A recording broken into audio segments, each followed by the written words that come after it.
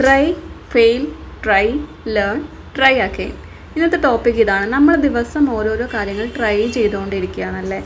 എന്ന് നമ്മൾ ട്രൈ ചെയ്തിട്ട് സക്സസ്സിൽ എത്തുമെന്ന് ചോദിച്ചാൽ എനിക്ക് തോന്നുന്നില്ല എത്തുമെന്ന്.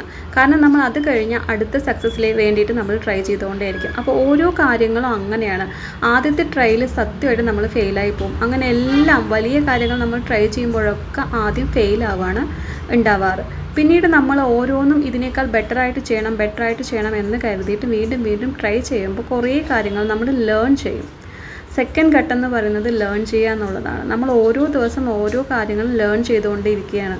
കംപ്ലീറ്റ് ആയിട്ട് നമ്മളെല്ലാം പഠിച്ചോ എന്ന് ചോദിച്ചാൽ ഒരിക്കലും ആരും തന്നെ കംപ്ലീറ്റ് ആയിട്ട് ഒന്നും തന്നെ പഠിക്കാൻ പോകുന്നില്ല. അപ്പോൾ ഓരോ ദിവസവും നമ്മൾ ഓരോന്നും ട്രൈ ചെയ്തുകൊണ്ടേ ഇരിക്കുകയാണ്.